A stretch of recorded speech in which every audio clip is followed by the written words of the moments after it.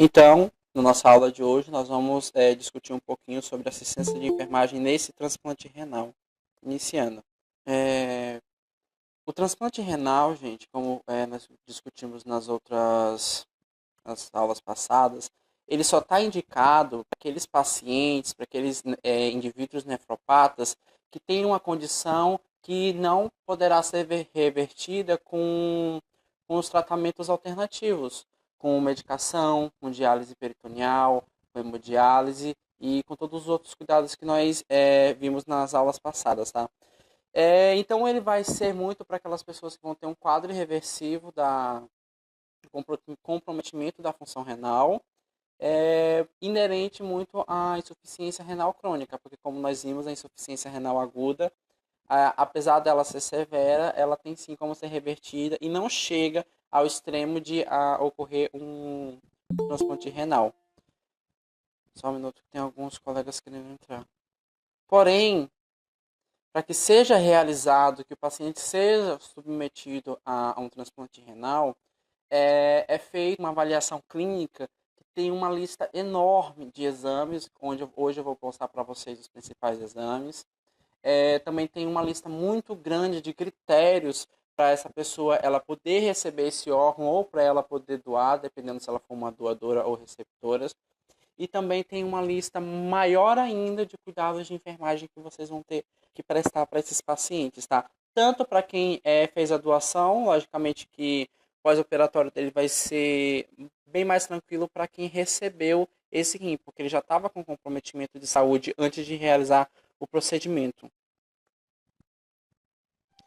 Existem, basicamente, senhores, dois tipos de doadores, tá? O primeiro tipo de doador eu chamo de doador vivo e o outro de doador falecido. O que seria um doador vivo, gente? O doador vivo é aquela pessoa que ela tá viva e vai doar um dos seus rins para ser transplantado, tá?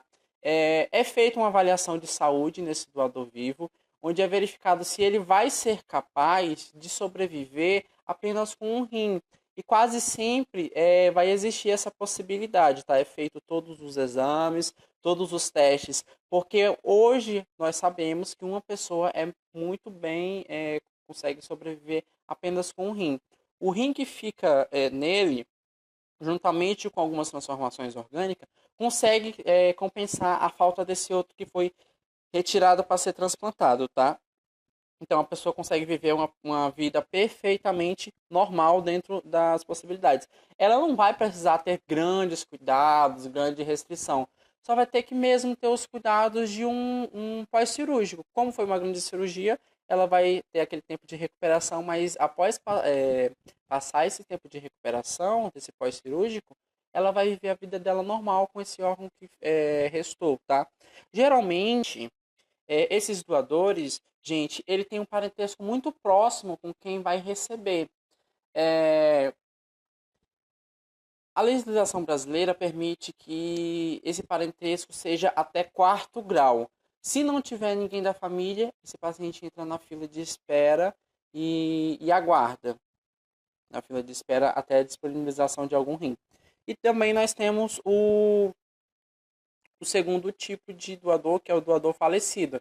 Geralmente são aquelas pessoas que sofreram morte encefálica, morte cerebral, que antigamente elas assinavam um termo de consentimento antes de falecer. Em vida mesmo, nós podíamos fazer essa declaração que queria doar todos os órgãos caso ocorresse alguma coisa e viesse a falência encefálica.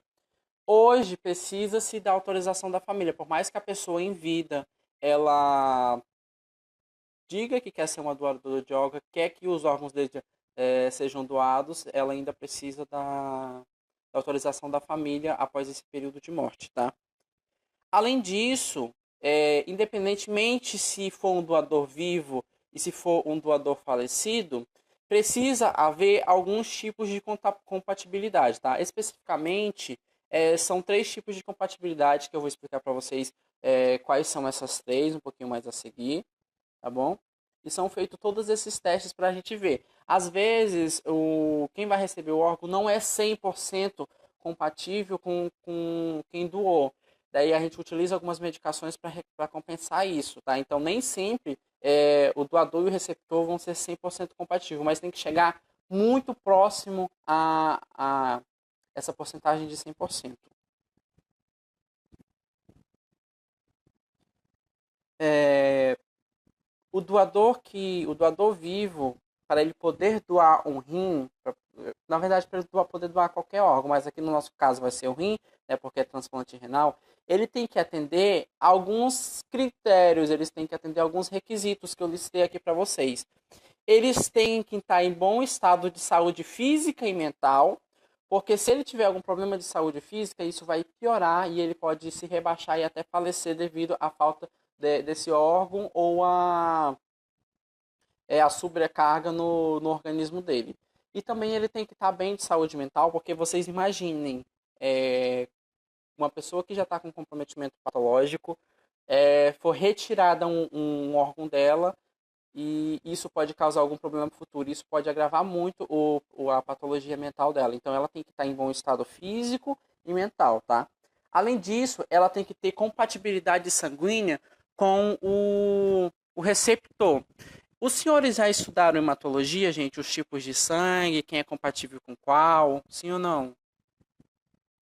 Não. Tá, Não. eu fiz uma tabela e eu vou mostrar resumidamente para vocês, tá? Que sangue pode doar para qual e quem pode receber de quem. Isso daí geralmente eles também ensinam em biologia no ensino médio, mas eu fiz uma tabela para os senhores entenderem que fica bem fácil olhando para ela, tá? Então tem que haver essa compatibilidade sanguínea que nós vamos ver na tabela dos próximos slides.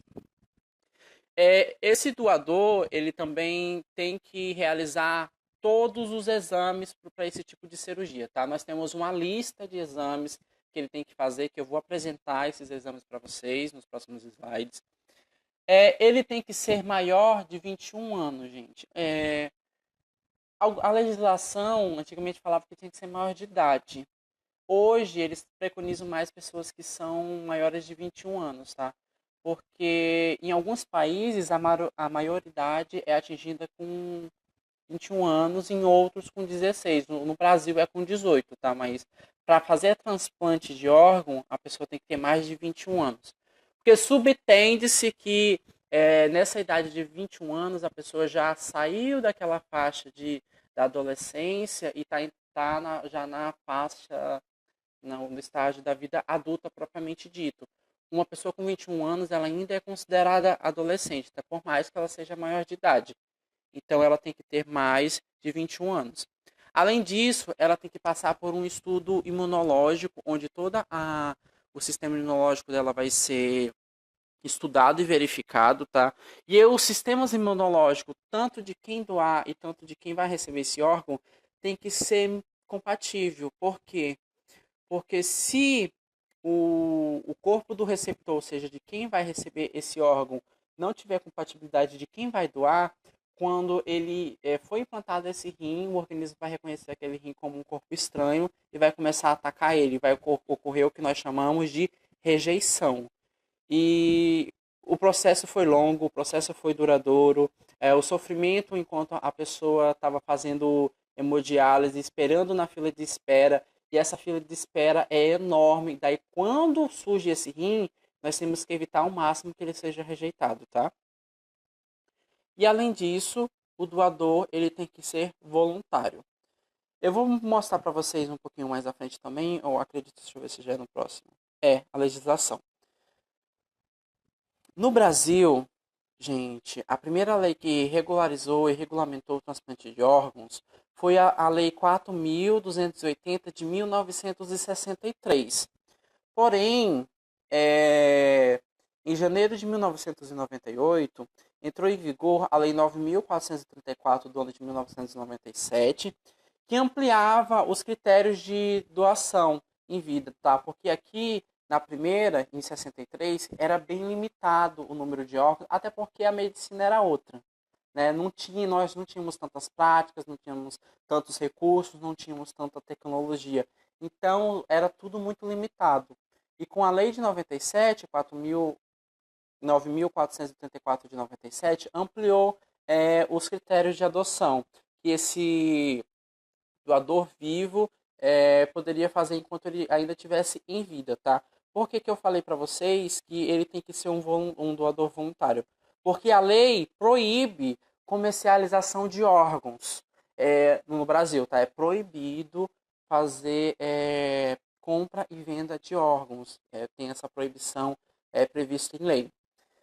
Por isso que a maioria dos procedimentos, gente, de transplantes de órgãos, hoje eu estava olhando as estatísticas, chega mais de 80% dos transplantes de órgãos realizados no Brasil é feito pelo SUS, tá? E essa minoria que é feito pela rede particular precisa de um órgão que também vem do sistema de gerenciamento de órgãos nacional, que é integrado em todos os estados. Esse órgão vai vir também do SUS, porque a comercialização de órgão é proibida por lei. Logicamente que nós sabemos sim que existe o mercado negro, o mercado paralelo, onde há negociação de órgãos, principalmente de rins e fígado. Rim porque a pessoa consegue sobreviver sem um, daí muitas pessoas precisam e se propõem a comprar e outros se propõem a vender. E fígado também, ele é um órgão que, quando retirado uma parte dele, ele se regenera. Então, dá para ser feito algumas doações. Existe sim esse mercado, só que isso é proibido, tá? Em alguns países é permitido, porém no Brasil isso é proibido por lei. Tudo vai ter que vir desse banco de órgãos, desse sistema nacional, onde todos os estados são integrados, tá? Então, se alguém precisar de um órgão aqui no Acre, muito possivelmente o Acre ele tem capacidade, não tem uma capacidade muito grande de fazer transplantes de órgãos, tá? Porém, aqui nós fazemos sim alguns transplantes, principalmente transplante de fígado. O Acre é um dos poucos estados do Brasil que ainda se faz transplante de fígado, que é um procedimento muito caro e alguns estados não querem ter esse gasto extra, tá? Porém, transplante de rim aqui não faz, teriam que ir para um grande centro de saúde. Então, o paciente sairia daqui, iria para um centro desse, e onde surgisse no Brasil um órgão compatível para ele, esse órgão iria ser redirecionado. Tanto é, gente, que é tão complexa e tão grande a rede de doação de órgãos brasileira que envolve até as forças militares, as forças policiais. Os órgãos são escoltados pelo exército, são escoltados pela polícia. Se, por exemplo, o transplante ocorrer na mesma cidade, houver a disponibilização de um rim e esse paciente que vai receber esse rim, ele está internado na mesma cidade, a polícia para o trânsito e faz a escolta desse órgão. A maneira mais recente, mais tecnológica que já se tem conhecimento e foi testada no final do ano passado em São Paulo é a entrega de órgãos por drone, uma coisa quase que surreal, onde o drone pegava o órgão de um hospital, sobrevoava e fazia a entrega em outro hospital.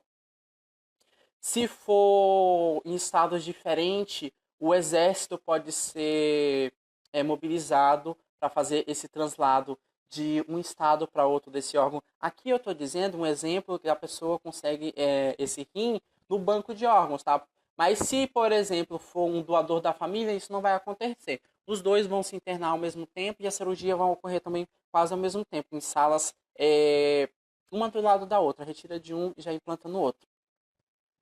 Além disso, a legislação prevê que esses doadores eles têm que se encaixar em todos os critérios de adoção. Os critérios eu coloquei para vocês aqui, tá? Eles têm que se encaixar em todos esses critérios e ele pode ser o doador vivo, como eu falei para vocês, no caso de pessoas da mesma família, até o 4º grau de parentesco, ou pode ser um doador falecido, que são aqueles pacientes que tiveram morte encefálica, que também tem que ter autorização da família. É, em alguns países, gente, a doação de órgãos é prevista como uma punição para infratores. Isso entra muito na parte de bioética e é algo que gerou muita polêmica na época, tá? Seria basicamente o seguinte: as pessoas que estão cumprindo pena, uma das formas delas serem punidas é fazendo com que elas assinem o termo de consentimento de doação de órgãos após o fim da vida delas, ou, mesmo em vida, elas doem órgãos, principalmente rins, um rim e parte do fígado, tá? Em alguns países isso é mais organizado que no Brasil. No Brasil, por ter a atuação fervorosa dos direitos humanos, isso não ocorre, tá? Mas em outros isso ocorre sim. Em países asiáticos, por exemplo, como na China, os presidiários eles são sim punidos, é retirado esses órgãos em vida e há uma compensação logicamente na pena dele. Então isso vai ver se ele quiser.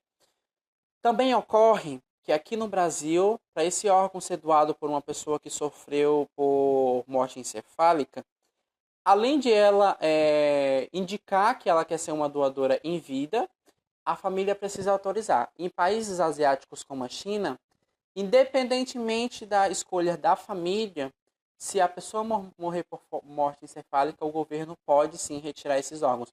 Por isso que, por mais que a China tenha uma população mundial considerada como a maior do mundo, a fila de transplantes de órgãos lá é mínima, porque o governo tem esse controle e consegue fazer essa captação, tá? Isso não ocorre no Brasil. A lei brasileira também prevê uma exibição da lista pública da lista de espera. Por quê? Para evitar fraude, gente.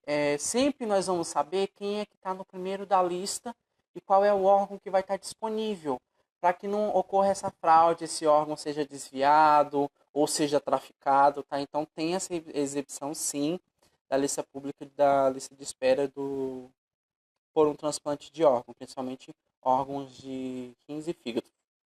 Isso fica no Sistema Nacional. Eu não peguei a lista para não expor os pacientes, mas se vocês acessarem o site do Sistema Nacional de Captação de Órgãos, lá tem, tá? A lista pública. Além disso, é proibido fazer uma doação, fazer uma doação de órgãos uma pessoa não identificada. Por exemplo, aquelas pessoas que elas são internadas no hospital sem nenhum tipo de documento e elas venham a falecer por morte encefálica. Geralmente essas pessoas vão ser enterradas como indigente, não é? Mesmo sendo um indigente, é proibido fazer a captação de órgãos por isso. Porque os comitês de bioética, daí vai, aqui eu proponho o seguinte debate com os senhores. Se vocês concordariam que se fosse feita a captação desses órgãos das pessoas que forem enterradas como indigente, a fila de espera brasileira não seria bem menor? Seria ou não seria? Seria. Porém, isso vai infringir os princípios da bioética. Por isso que a lei não permite. E, novamente, vem a atuação dos direitos humanos do Brasil. Eu só vou parar a gravação aqui porque é um comentário individual. E a outra proibição prevista em lei é fazer a doação sem autorização da família. Como eu disse para vocês, antigamente as pessoas andavam com uma carteirinha que era do Registro Nacional de Doadores. Então, se por um acaso ela sofresse um acidente e viesse a ter morte encefálica e fosse encontrada essa carteira, significaria que ele estava no cadastro, que ele queria ser um doador, então era permitido a captação desses órgãos. Hoje, por mais que a pessoa seja um doador de órgão registrado, ainda tem que ter autorização familiar. Então é proibido fazer a captação de órgãos sem autorização familiar. Por isso que, comumente, nós encontramos campanhas publicitárias que a pessoa se cadastra no Banco Nacional de Doadores, mas ela tem que deixar essa vontade explícita para a família. Porque quando acontecer a situação dela ter que doar esses órgãos, a família já está ciente, tá? E a probabilidade dela autorizar é maior. Aqui existe treinamento específico para enfermeiros e técnicos de enfermagem trabalhar com captação de órgãos. Porque quando esses pacientes têm morte encefálica, é muito complicado. você falar para um familiar é, que o ente dele faleceu, sendo que a pessoa está de frente da pessoa, o coração ainda está batendo, o pulmão está funcionando e os órgãos estão funcionando, mas graças a aparelhos. Porém, o cérebro não está funcionando. Muitas dessas pessoas não acreditam que a pessoa morreu, chegou a falecer, porque todas as funções orgânicas estão lá. Mas isso porque ela está ligada a aparelhos. Daí depois você tentar convencer que esses aparelhos vão ter que ser desligados, porque realmente não tem mais como, e, e que ela poderia salvar vidas fazendo a doação dos órgãos do familiar. É uma situação extremamente delicada, por isso que existe treinamento específico para enfermeiros, para médicos e técnicos de enfermagem que vão trabalhar com a captação desses órgãos, tá, gente? É uma possível área de atuação da enfermagem, uma área que tem poucos profissionais, já fica a dica para quem está procurando novas áreas de atuação. A área de atuação de um técnico de enfermagem é muito ampla. E na parte de captação de órgãos, vocês também estão inseridos nesse processo. O programa de espera, gente. Existe um programa brasileiro que eu tenho que até que confirmar se ele ainda está vigente, ele ainda é válido, que a gente chama de programa de espera. É, Logo que a pessoa for diagnosticada com insuficiência renal crônica e começar o tratamento dialítico, gente, 90 dias após ela começar a fazer hemodiálise, as unidades de diálise, a unidade que está ofertando esse procedimento, esse modelo de tratamento para ela, eles têm a obrigação de apresentar ao paciente, ou ao paciente ou ao representante legal, gente, a opção dele se inscrever na lista de transplante renal. Com 90 dias, ele tem que entrar na lista de transplante renal. Daí, isso vai ser apresentado. Essa opção de realizar o transplante, de ir para a fila de transplante, a equipe de saúde da unidade que está ofertando a hemodiálise tem que apresentar para o paciente. E se esse paciente for inapto ou ele for menor de idade, isso tem que ser apresentado pelo representante legal dele, tá? Isso não quer dizer que assim que ele entrar, ele vai receber esse órgão. Só quer dizer que depois de 90 dias que ele estiver fazendo hemodiálise, ele já tem que entrar para a fila de espera do transplante renal. E para ele entrar, ele tem que fazer exames, ele tem que assinar termo de consentimento, por isso que tem que ser apresentado para ele o programa de transplante renal, como que vai ser o procedimento, tudo isso. E quem faz isso é a equipe de saúde, que o técnico em enfermagem também está inserido nessa mesma equipe. Pois Professor, não. assim, no caso assim, que a pessoa é doadora de órgão, vai ter no documento dela, né? Aí ela morre, mas mesmo assim a família tem que Isso autorizar. que eu tô falando, a família tem que autorizar. Antigamente não precisava, hoje a família tem que autorizar. Por mais que a pessoa tenha o registro, tenha a carteirinha, a família ainda tem que autorizar. Infelizmente. Assim, eu digo infelizmente, tá na legislação que é isso, né? Eu digo infelizmente como profissional da saúde. Porque se a pessoa se dispôs a fazer isso, é porque ela queria, gente. Daí a família abalada, naquele momento de choque, muitas das vezes elas não concordam, por mais que a pessoa esteja na inscrição de doadores de órgãos. Órgãos e tecidos, tá? No Brasil a gente faz transplante de órgãos e também só de parte de órgãos que a gente chama de tecido. Mas a pessoa que faz Professor, isso, Oi, perdão?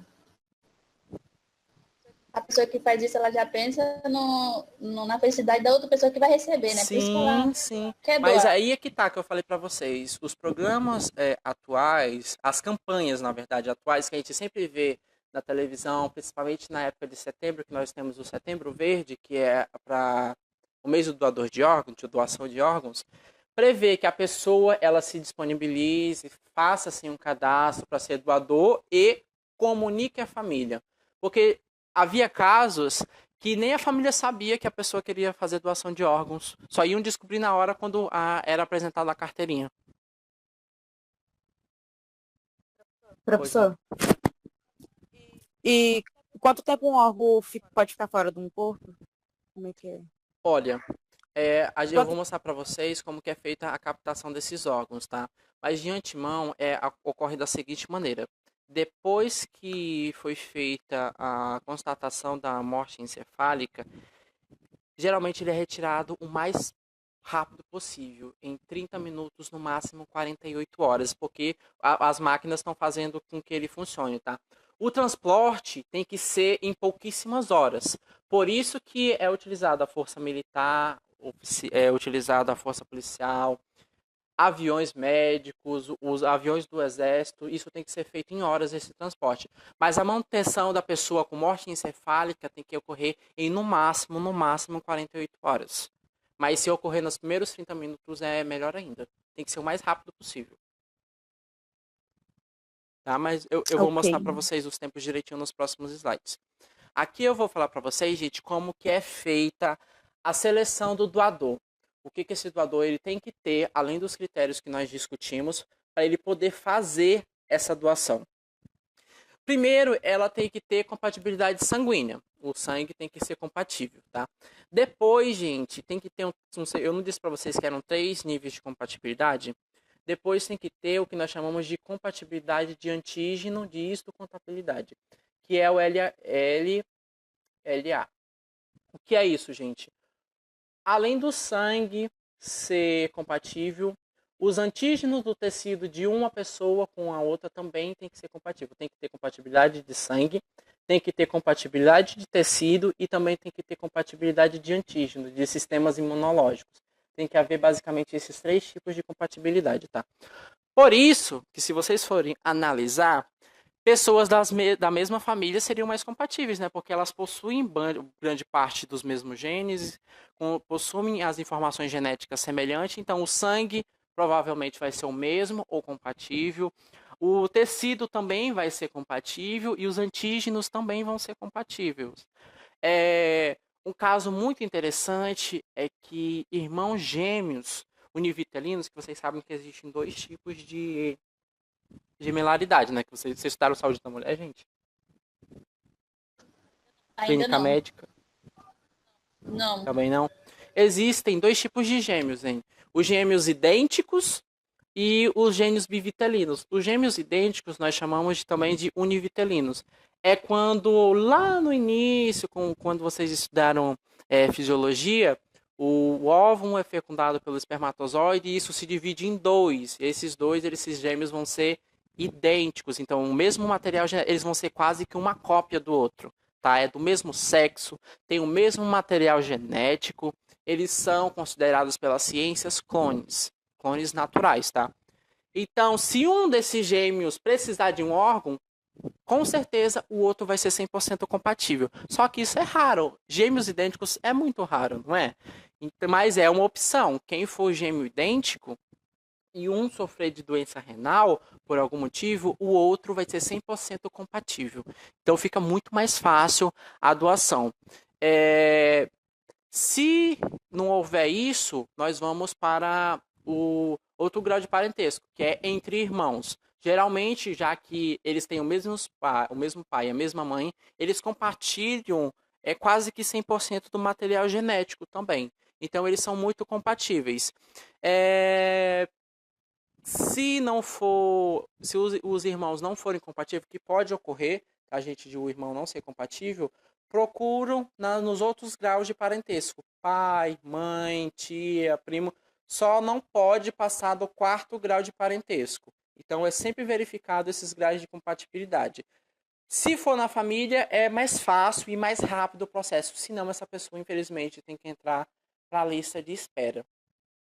Ocorre também, senhores, como eu falei para vocês, a doação tem que ser voluntária, é prevista em lei, é proibido pagar por esses órgãos, que por mais que a pessoa da família seja compatível, ela ainda tem que aceitar. E isso, às vezes, infelizmente, não ocorre. Vocês vão lidar com esse tipo de coisa, quem for trabalhar com tratamento de transplante.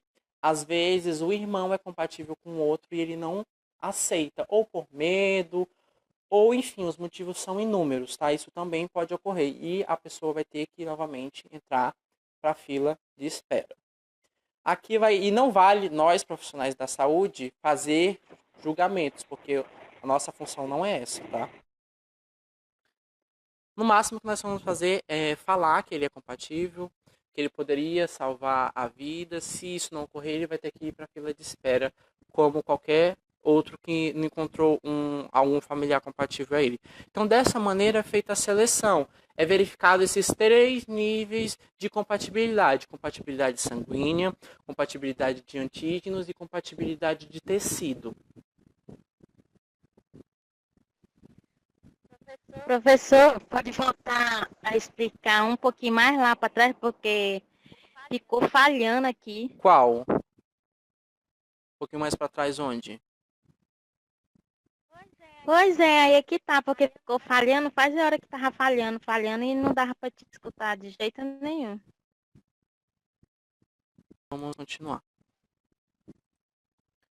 Vamos agora para mais critérios de seleção de doadores. O doador vivo, ele tem que passar por alguns processos também, tá? Tem que ser afastada as contraindicações de ordem física e de fundo emocional, como nós já falamos anteriormente.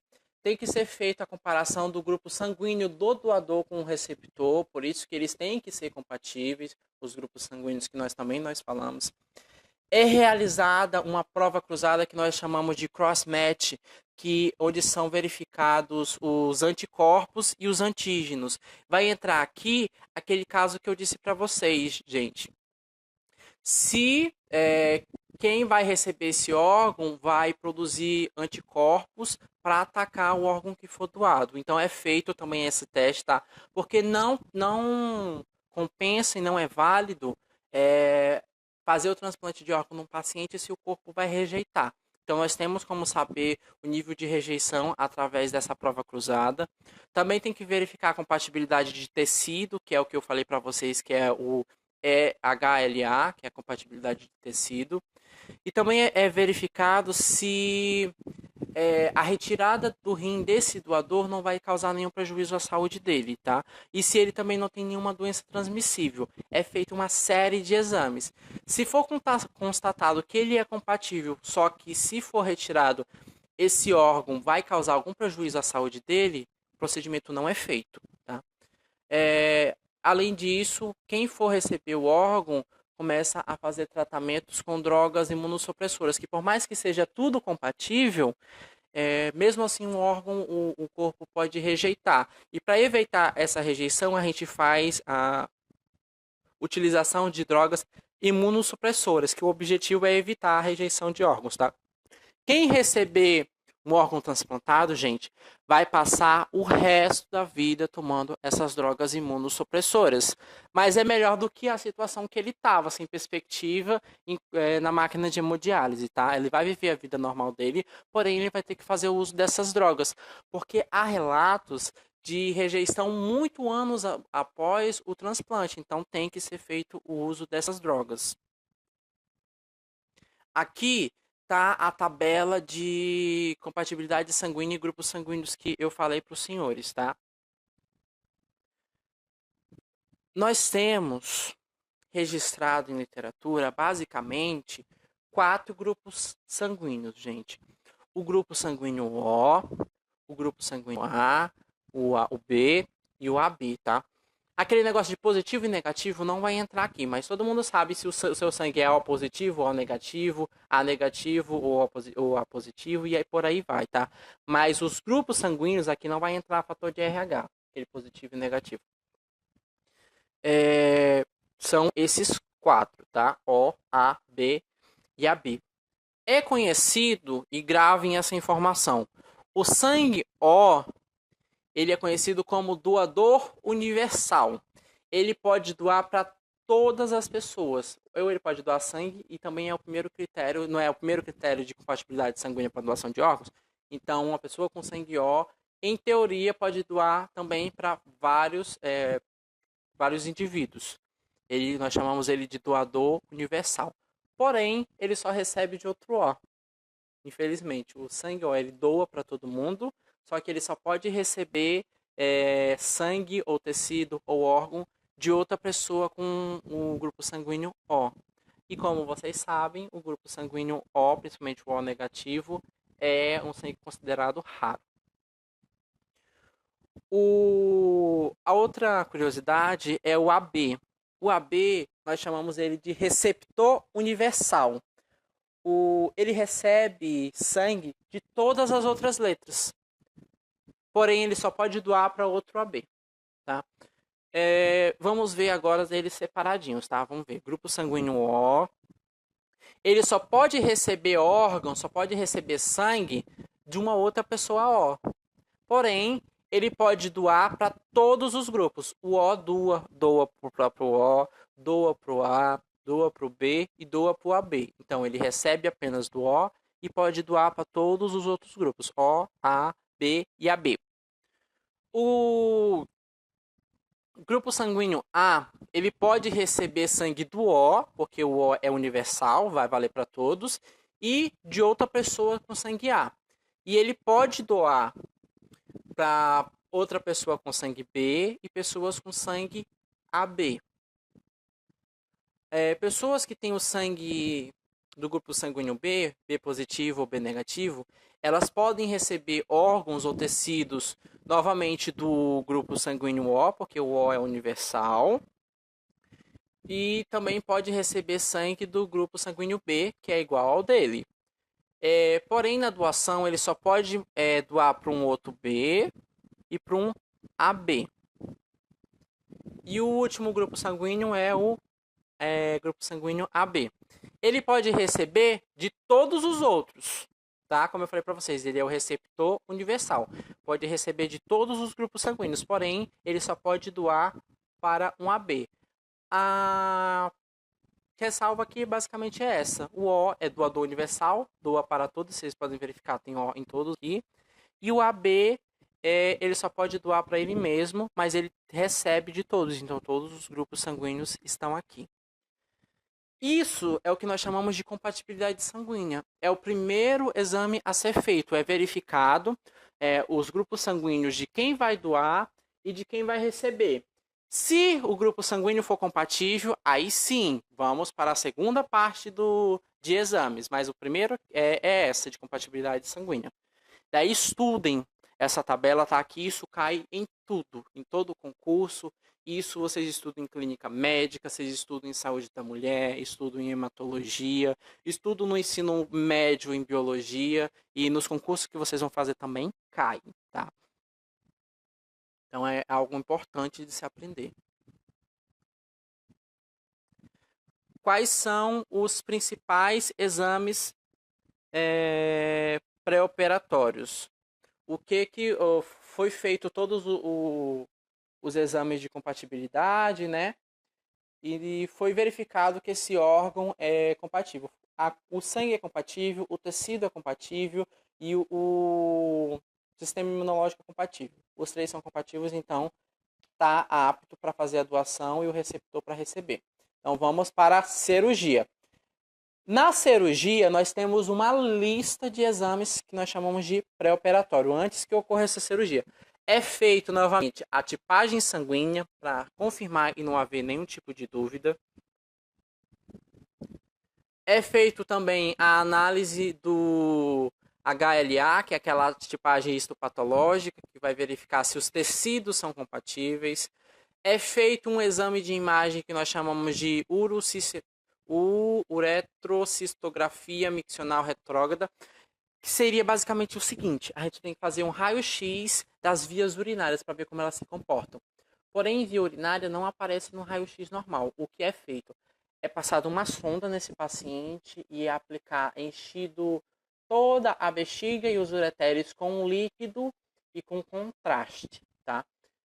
Depois é feito a radiografia e no raio-x vai mostrar se tem alguma deformidade anatômica, se está tudo bem com o sistema urinário, porque nós sabemos que o comprometimento está no rim, mas daí aqui é feito a avaliação do resto do sistema urinário. Também é feito uma radiografia de tórax, um raio-x de tórax, para avaliar a função respiratória desse paciente, tanto para quem vai receber e tanto para quem vai doar. É feito um eletrocardiograma, um ECG, eletrocardiograma, para verificar a função cardíaca, se ele não vai ter nenhum problema cardíaco durante a cirurgia. Também é feito, gente, uma avaliação rigorosa dentária, tá? E aí os alunos perguntam, mas professor, o que tem a ver a variação dentária com o dentista com transplante de órgão? É verificado se existe a presença de cáries. Cáries é uma infecção bacteriana. Então, isso pode muito bem prejudicar o paciente, essas bactérias da cárie. Então, também é feita uma avaliação dentária antes do procedimento cirúrgico, tá? Nas mulheres, é feita uma consulta ginecológica, novamente para ver se está tudo ok com o útero dela, se ela não tem nenhuma infecção, nenhum corrimento vaginal. E com o homem é feito o exame de próstata, para verificar se ele não está com hiperplasia prostática, que seria aquele inchaço benigno da próstata, que vai interromper com que a urina saia normalmente. Então, ele também tem que fazer exame de próstata. E a mulher o exame ginecológico, que geralmente é feito 6 meses antes de ocorrer a cirurgia, gente. Se todos esses exames derem satisfatório, uma resposta satisfatória, aí sim a cirurgia pode acontecer. Tem algumas contraindicações, tá? Por mais que tudo seja compatível e esses exames estejam também tudo ok, nós temos algumas contraindicações. As principais dela se a pessoa não estiver bem de saúde, ou seja, ela estiver muito rebaixada. Se ela estiver muito rebaixada com a saúde muito comprometida, ela não vai aguentar procedimento cirúrgico, não vai aguentar anestesia, porque é uma anestesia geral, em muitas horas de cirurgia. A cirurgia dura em média de 3 a 6 horas, tá? Uma cirurgia de transplante renal. Se a pessoa for acima de 60 anos, por mais também que ela seja compatível, o procedimento não é realizado, porque ela pode descompensar na mesa de cirurgia, vai estar com a fisiologia dela totalmente afetada. Basicamente, são essas contraindicações, tá? Se não entrar nisso que eu falei, e os exames de compatibilidade, todos esses exames pré-operatórios, derem um resultado satisfatório, aí sim pode ocorrer a cirurgia. Como eu falei para vocês, é feita 2 cirurgias em 2 momentos, né? Cirurgia de quem vai doar para fazer a retirada desse órgão por um processo que nós chamamos de nefrectomia. Vocês já estudaram centro cirúrgico? Disciplina de centro cirúrgico? Não. Quando vocês estudarem centro cirúrgico, o professor vai explicar para vocês os termos técnicos de todas as cirurgias, o papel do técnico de enfermagem no centro cirúrgico, tá? Mas o termo técnico para retirada de um rim, nós chamamos de nefrectomia. A primeira cirurgia que vai ser feita vai ser a cirurgia do doador. Se eles forem da mesma família e estiverem no mesmo hospital, elas vão ocorrer ao mesmo tempo, tá? Quase que em uma sala do lado da outra, vai ocorrer no mesmo momento.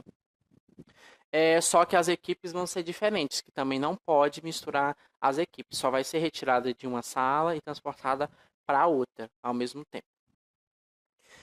Porém, se o doador for um doador falecido, como nós vimos, esse rim ele tem que ser retirado, tem que ser relavado, resfriado e guardado em um recipiente específico para captação de órgãos, tá? A gente faz toda essa limpeza, faz essa refrigeração e armazena ele direitinho para ele poder ser feito o transporte para outro hospital da mesma cidade e às vezes até para outro estado, contando com apoio aéreo.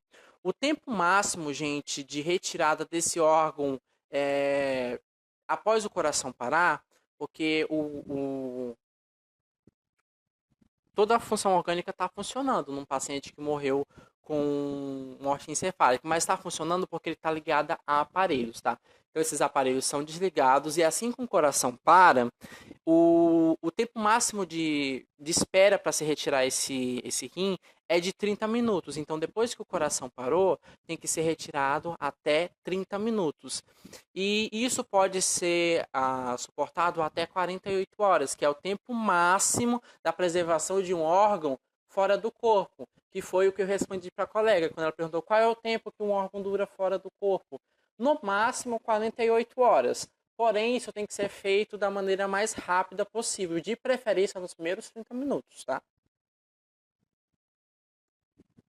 E aqui é como ocorre a cirurgia, a nefrectomia? Aqui é, no caso, o doador. Ele é colocado nessa posição no centro cirúrgico, é feito uma incisão aqui no rebordo costal, clampeado os vasos renais e retirado o órgão pela costela, tá? Geralmente pela parte posterior do gradeado costal. Fica uma cicatriz considerável, até grande, dependendo da técnica que for utilizada. Oi. Professor, tá falhando. Tá falhando. Tá falhando? Tá falhando, eu não tô entendendo. Isso. Meu também, tá só falhando direto. Então, vamos retomar então. Aqui eu estava mostrando para vocês como que é feito a cirurgia do doador. Professor, agora eu não tô vendo nada. Tá vendo nada? Peraí. Não. Mas ele não botou nada, não.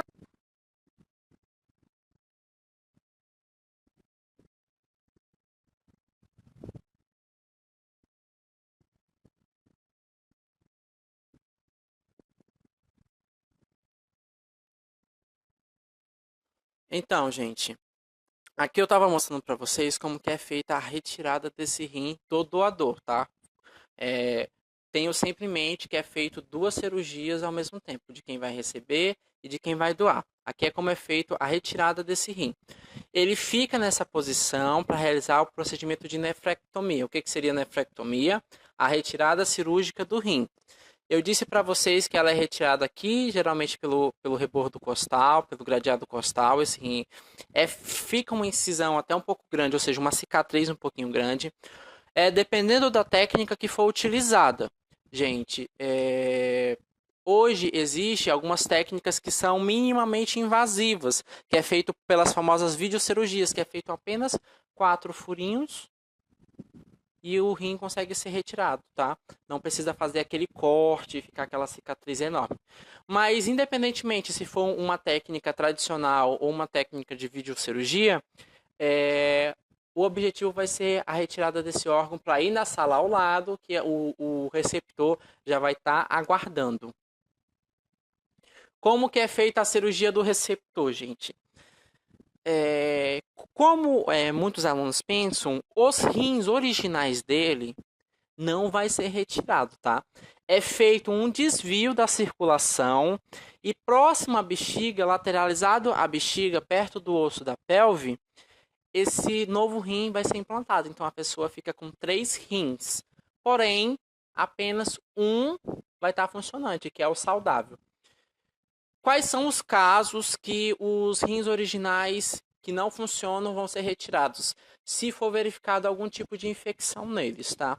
Se eles estiverem apenas parado e não tiver infecção envolvida nesse processo, eles permanecem.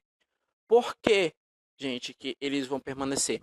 Vocês estão vendo que aqui nós temos 2 vasos muito calibrosos, que é a veia cava e a aorta abdominal. Dá para verificar? 2 vasos enormes. Então, esses rins estão ligados a esses vasos. Se for feita uma incisão aí, o risco de hemorragia é muito grande.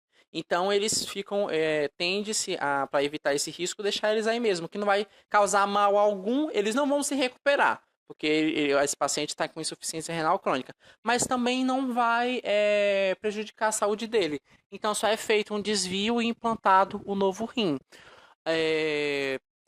Os originais só vão ser retirados se eles estiverem com algum foco infeccioso. Daí aí sim pode provocar um risco maior para a vida do paciente. Então a gente assume esse risco da hemorragia. Mas no geral não é retirado, permanece os 2 e é implantado um terceiro com um desvio de circulação, que ele fica bem aqui, apoiado na pelve, lateralizado à bexiga urinária. Professor. Pois não? E no caso do doador, pode acontecer hemorragia da retirada? Tem esse risco, tá? Mas como o dele só é o risco é diminuído. Por isso que é feito todos aqueles exames. Existe um exame que nós chamamos de coagulograma, que é onde a gente verifica qual é o nível de coagulação dessa pessoa. Se a pessoa tiver com baixo nível de plaquetas e demorar muito a coagular, é evitado a cirurgia ou espera-se o tempo dela se recuperar até que esteja tudo normalizado, tá? Porque imagine retirar, fazer uma secção nessa aorta. O sangramento vai ser muito intenso, por isso tem que estar tudo perfeito os exames, para evitar os riscos. E ainda, mesmo assim, ainda vai existir os riscos. Por isso que quem for doar órgão, gente, vai ter que estar ciente, vai ter que assinar um termo de compromisso e um termo de risco, que ele está ciente do que pode ocorrer durante o procedimento, tá? Deixa eu ver. Mas ficou bem interessante. Tem a maioria realmente das pessoas, principalmente os alunos, pensam que é retirado e substituído um desses rins, mas agora vocês sabem que fica com 3. Só que apenas o transplantado vai funcionar.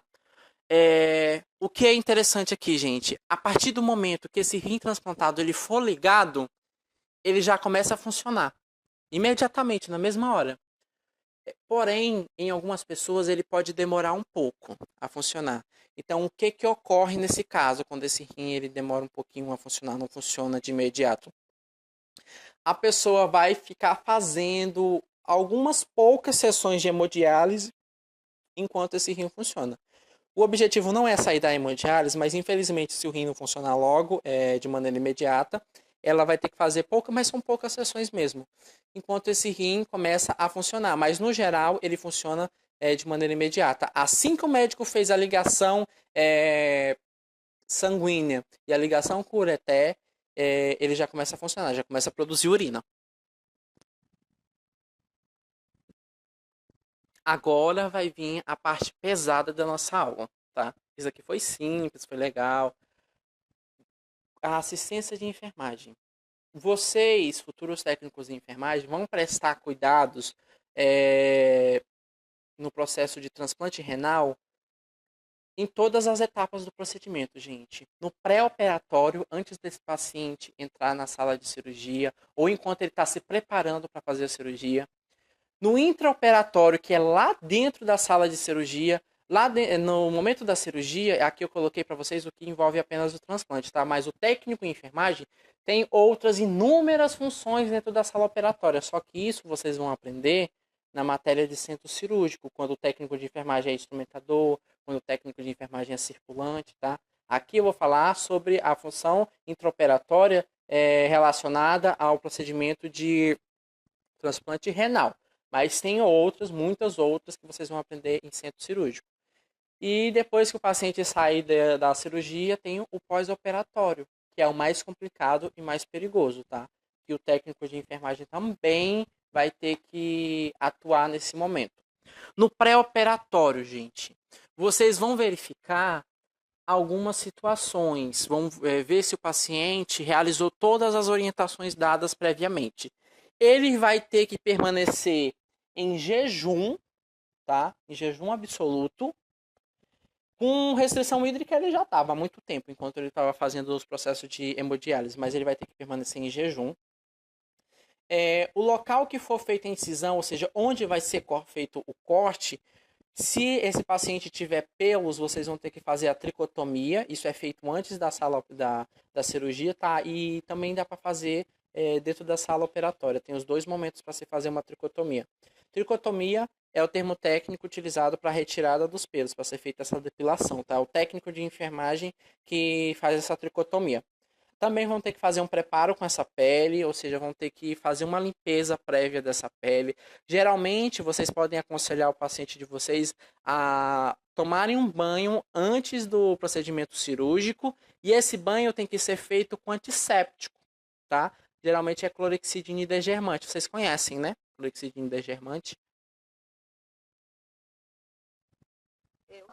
Eu não. Vocês foram para estágio, gente? Qual é a pergunta? O banho é feito com, assim, eu disse para vocês que provavelmente para fazer essa higiene da pele, em vez de vocês limparem só aquela regiãozinha onde vai ser feita a incisão, ou seja, onde vai ser feito o corte, pode-se pedir para o paciente tomar um banho com antisséptico, principalmente clorexidina degermante. Eu perguntei se vocês conheciam clorexidina degermante. Não, eu não É conheço, um não. sabonete líquido amarelo que a gente utiliza para fazer a limpeza de tudo em paciente, tá? Vocês vão ver isso muito no hospital, em todos os setores. Em absolutamente todos os setores vai ter clorexidina degermante. Daí você pode dar um pouco de clorexidina degermante e pedir para ele tomar banho com isso. Vamos fazer a remoção também de prótese dentária, se eles tiverem prótese dentária, tá? Porque eles vão perder os sentidos durante a cirurgia e essa prótese dentária pode cair e obstruir o fluxo respiratório, tá? Então tem que ser feita a retirada desse fluxo dentário. E as mulheres que tiverem com esmalte, vocês também vão ter que fazer a remoção desse esmalte, tá?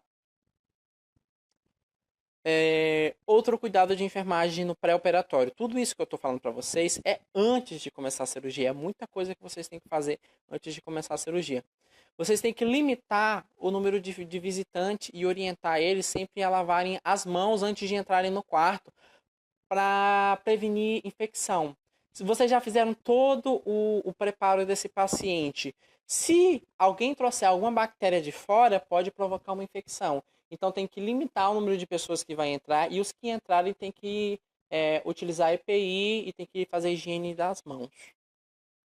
Além disso, vocês vão ter que utilizar drenos como alguns dispositivos como drenos, sondas e catéteres, focando nos principais cuidados. Em clínica médica, gente, vocês vão aprender a fazer cuidado de um dreno, de uma sonda, de um catéter. Os catéteres geralmente são passados pelos médicos. Ontem nós falamos um pouquinho de alguns cuidados com catéteres, né? Então, é aqueles mesmos cuidados, mas em clínica médica vocês vão aprender isso um pouquinho mais aprofundado. Pacientes que tiverem com sonda, quem passa a sonda é o enfermeiro, tá? O técnico de enfermagem só faz o cuidado com essa sonda. Vocês também vão aprender em clínica médica a fazer cuidado com sonda. E com dreno da mesma maneira. Quem passa o dreno é o médico no centro cirúrgico e o técnico de enfermagem só faz a parte de cuidado com drenos. Mas vocês também têm que tomar cuidado com sonda, drenos e catéteres. Além disso, vocês vão ter que fazer um controle rigoroso da diurese. Se ele apresentar, logicamente, diurese, vocês têm que fazer o controle dessa diurese. Aqui vai valer aquele balanço hídrico que nós estamos discutindo desde as primeiras aulas. Um controle rigoroso da pressão arterial, tá? E da temperatura. Diurese, pressão arterial e temperatura vão ser marcadores de complicação, ou seja, eles vão indicar uma possível complicação. Se a pressão arterial estiver elevada, pode ocorrer muitas intercorrências durante o procedimento, durante a cirurgia, tá? Então, pacientes que tiver com pico hipertensivo não vão para a mesa de cirurgia. Geralmente eles abaixam essa pressão para depois ir para a mesa de cirurgia. Porque a anestesia por si só pode fazer a pressão subir. Se ele já chega com a pressão muito alta, ele pode parar na mesa de cirurgia. Da mesma forma, a temperatura. A temperatura sempre vai indicar a presença ou não de uma possível infecção. Então, pacientes com febre também não vão para a mesa de cirurgia, a não ser que seja uma cirurgia de emergência, tá? Vocês vão sempre checar o acesso de diálise. Quais são os acessos de diálise que nós vimos ontem? Os catéteres de diálise e as fístulas. Vocês vão verificar o frêmito dessa fístula, ou seja, se ela está vibrando ainda, como nós vimos ontem. A permeabilidade do catéter de diálise ou catéter de diálise peritoneal. Lembram que a diálise peritoneal nós utilizamos um catéter que nós chamamos de Tinkoff e o catéter de hemodiálise nós chamamos de catéter de Schiller ou catéter de Permicati. Foi a nossa aula de ontem. Vocês têm que verificar se esses catéteres ainda estão permeáveis, ou seja, eles estão funcionando, se está saindo e está entrando líquido. Porque se porventura esse rim não funcionar de maneira imediata, esses dispositivos vão ter que estar funcionante para a realização de uma hemodiálise ou uma diálise peritoneal até que ele comece a funcionar de maneira efetiva, tá? Deixa eu ver. Vocês também vão ter que estar atento à possibilidade de dor. E muitas das vezes, dependendo do nível de dor desse paciente antes dele entrar na cirurgia, vocês podem fazer algum tipo de medicação prévia, um analgésico para fazer o alívio dessa dor, tá, gente? Logicamente, quando ele chegar lá, ele vai ser anestesiado, ele não vai sentir nada. Mas até ele chegar lá e até ele ser anestesiado, ele não pode ficar com essa dor, principalmente se for uma dor intensa. Então, verifiquem a prescrição médica. Se tiver algum analgésico, se tiver alguma droga para dor, vocês já administrem antes dele entrar na sala operatória, porque ele também já vai mais relaxado. Imagina, já entrar com dor no processo cirúrgico deve ser horrível. Também vão comunicar os setores que vão estar envolvidos com o processo de transplante, como o banco de sangue, a UTI e o centro cirúrgico. Todos esses setores vão trabalhar em conjunto. Por exemplo, durante a cirurgia, muito provavelmente vai precisar de sangue. Então, antes dele ir para lá, já comunica o banco de sangue. Separa tantas bolsas do sangue tipo tal. Daí nós já sabemos quais são os 4 tipos de sangue que eu mostrei naquela tabela para os senhores. Prepara a quantidade de bolsa. Depois da cirurgia, esse paciente vai para a UTI, porque é um paciente super crítico que precisa de cuidados intensivos. Acabou de ser implantado um órgão nele. Então ele vai estar muito crítico. Então já comunica a UTI. O paciente está indo para o centro cirúrgico e precisa de leito de UTI. Saindo de lá, ele vai direto para a UTI. E também o centro cirúrgico propriamente dito. Vocês fazem todo o preparo. Geralmente esse preparo é feito no setor pré-operatório do hospital ou na própria enfermaria. Depois que vocês fizeram esses preparos, vocês vão comunicar ao centro cirúrgico. O paciente está disponível para a cirurgia. Agora, no intraoperatório, o que vai ocorrer no momento da cirurgia? Vocês vão avaliar, detectar e intervir de maneira mais precoce possível se ocorrer qualquer tipo de complicação.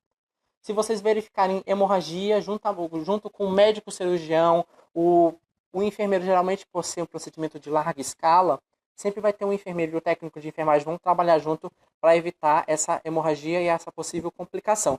Se esse paciente tiver um pico hipertensivo, vocês vão atrás de um antihipertensivo para administrar nesse paciente. Geralmente quem vai administrar é o anestesista. Mas vocês têm que conhecer as intervenções de complicação, que seria a urgência e emergência. A urgência e emergência é a última disciplina do curso de vocês, tá? O último módulo. Também vocês vão ter que assegurar o posicionamento da mesa cirúrgica. Quem vai fazer o preparo, por incrível que pareça, quem faz o preparo do paciente, quem vai colocar ele nessa posição aqui, quem vai fazer a limpeza da região, quem vai fazer as amarrações se for necessário, é o técnico em enfermagem. E vocês vão aprender isso nas disciplinas de centro cirúrgico, tá?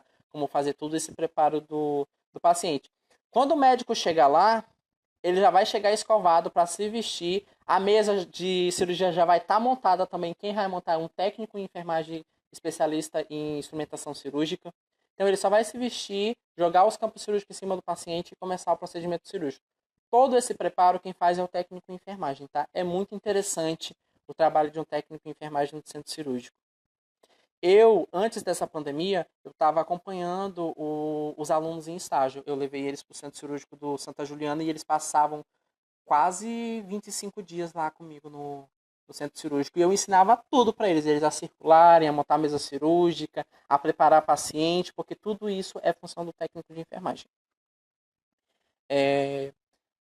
Aqui eu vou tirar esse cuidado para vocês, tá? Que ele veio por engano, que eu coloquei realizar a sondagem vesical de demora utilizando dispositivos fechados com técnica séptica. Quem realiza sondagem vesical de demora é enfermeiro, tá? Não é técnico de enfermagem. Ele pode ficar aqui porque vocês podem auxiliar o enfermeiro a passagem da sonda, mas quem faz a sondagem é o enfermeiro, é um procedimento de enfermeiro. Além disso, vocês têm que monitorar novamente hemorragia e perda de líquidos, bem como a entrada de soluções parenterais. O que seria solução parenteral? Eu não lembro se foi essa turma. Vocês estudaram farmacologia?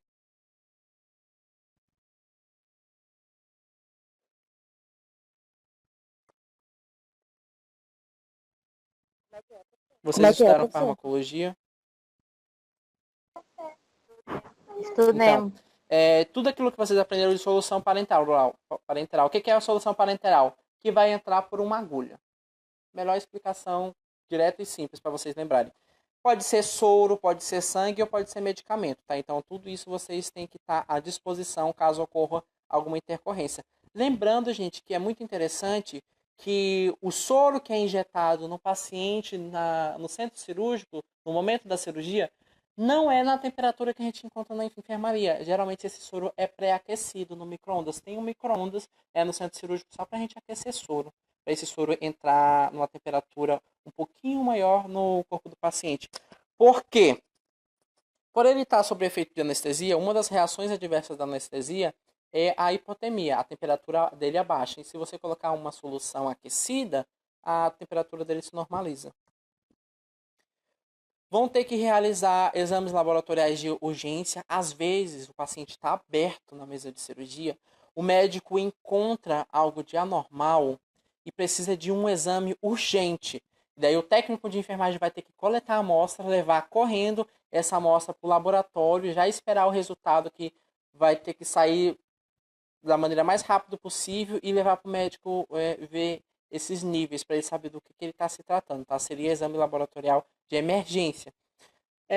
Valendo a pena lembrar novamente que esse procedimento demora, né? Eu falei para vocês que a cirurgia de transplante renal ela vai de 3 a 6 horas, dependendo da extensão, de alguma complicação que tenha durante o procedimento.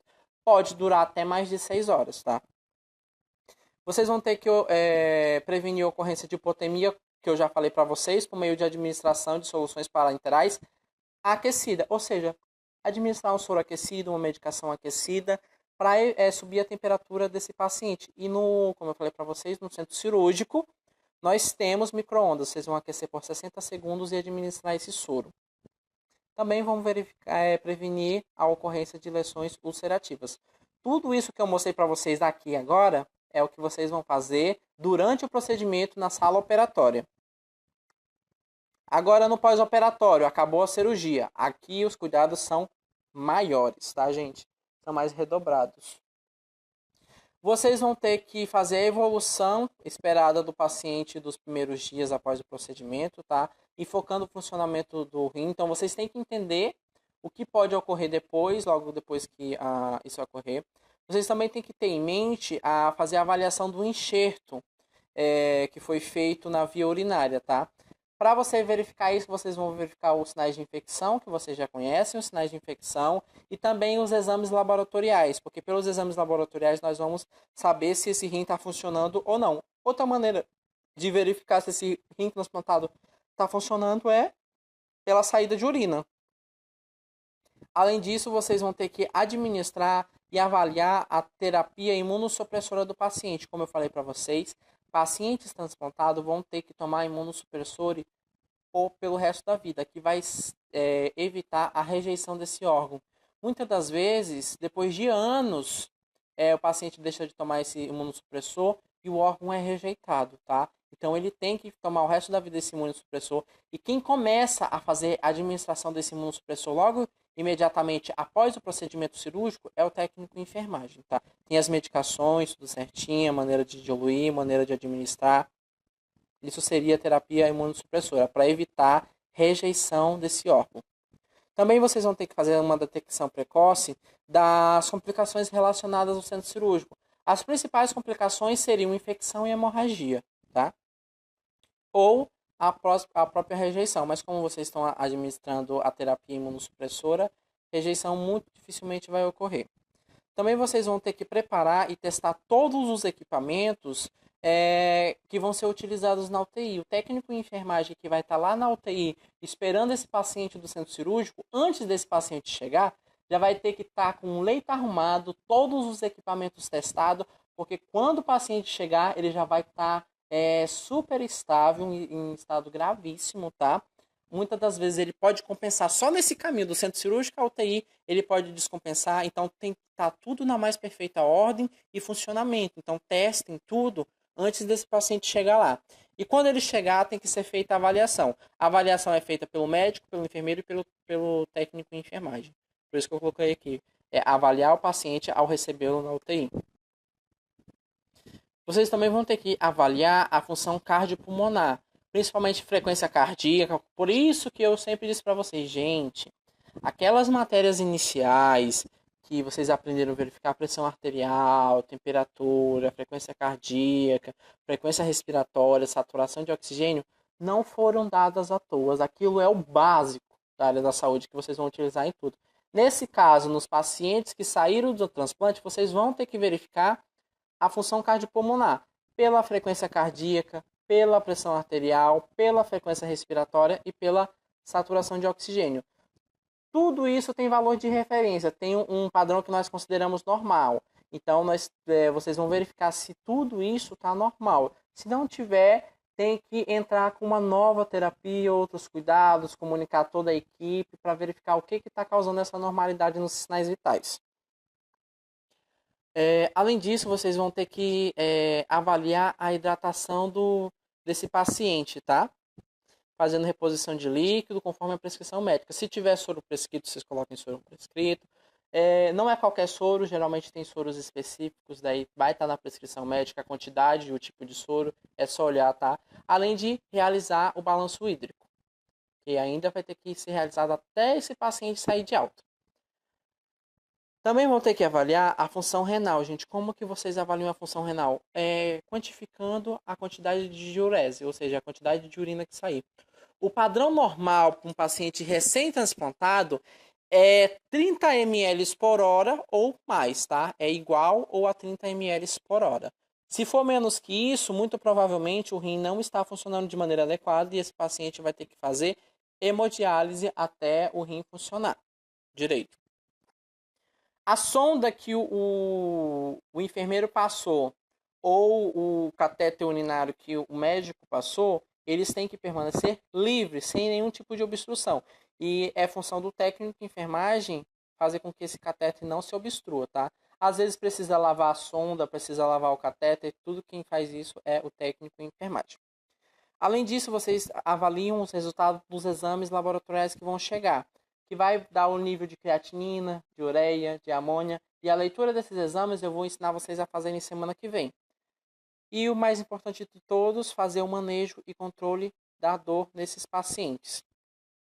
Pacientes que tiver dreno, sonda e acesso, também é função do técnico de enfermagem fazer o cuidado deles. Eu disse para vocês que esses cuidados vocês vão aprender especificamente em clínica médica, tá? Que nós não temos tempo hábil para me discutir todos os cuidados com sonda, dreno e catéter na disciplina de nefrologia. Além disso, vocês vão ter que fazer a avaliação diária dessa ferida cirúrgica, da incisão, do corte cirúrgico. Verificar se tem algum tipo de hematoma, se tem sangramento. Tudo isso vocês, na hora de fazer o curativo, vocês vão anotar. E se tiver algo de anormal, comunicar ao enfermeiro e ao médico. Quando esse paciente melhorar um pouco, vocês vão ter que estimular eles a andarem, a deambularem. Por quê? É verificado, já documentado em artigos científicos, quanto mais precoce pacientes pós-operatórios, independentemente se for um transplante renal, pacientes pós-operatórios que acabarem de fazer uma cirurgia, pode ser cesárea, cirurgia dos rins, cirurgia de hérnia, qualquer que seja a cirurgia. Ele andar de maneira mais precoce possível pode evitar e prevenir algumas complicações, como úlceras de pressão, trombose e algumas complicações pulmonares, tá? Isso vai doer, gente. Ele vai sentir muita dor. Vocês vão fazer esse estímulo para que ele levante e caminhe pelo setor da maneira mais precoce possível, mas dentro da limitação dele. Muitos pacientes, com medo de sentir essa dor, não vão querer caminhar, mas eles têm que fazer isso, senão eles vão desenvolver trombose, vão desenvolver ulcerapulpeção, ou a função pulmonar e vascular dele vão se complicar. Por isso que é um cuidado de enfermagem indispensável. Conversem com ele, estimulem ele a andar. Eles vão precisar de auxílio, deem esse auxílio, tá? Expliquem a importância dele fazer isso, que por mais que doa, por mais que incomode, é importante para a saúde dele ele realizar essa caminhada, essa deambulação. Vocês também vão estimular e supervisionar a realização de exercícios respiratórios. Aqui, os hospitais geralmente têm serviço de fisioterapia, como eu falei para vocês. E eles possuem equipamentos e técnicas de fisioterapia respiratória. Se vocês não forem fazer, só solicitem a serviço de fisioterapia respiratória, tá? Além disso, vocês vão ter que ter cuidados para prevenir infecção. Prevenir infecção quando vocês forem fazer o curativo com material estéreo novamente, com a técnica séptica. Por isso que vocês estudaram biossegurança, tá? Vai ter que ter uma restrição nesse primeiro momento, logo enquanto esse paciente está na UTI, de visita, não vai poder entrar muito, ter um fluxo grande de pessoas. Na UTI, gente, quase não tem visita. Às vezes é uma de um familiar por vez, e é um familiar muito próximo. Ou o pai, ou a mãe, ou o cônjuge, dependendo, né? A esposa ou o marido. Porque não pode haver circulação de bactérias naquele setor. Lembrando que essa pessoa ela está em estado grave, tá? Em estado muito crítico. Por isso que ela sai do centro cirúrgico direto para a UTI. Além de realizar o controle rigoroso da glicemia capilar. Vocês vão ter que furar ou fazer a glicemia capilar periférica. É algo que os diabéticos fazem todos os dias. Vocês também vão ter que fazer como se fosse um sinal vital.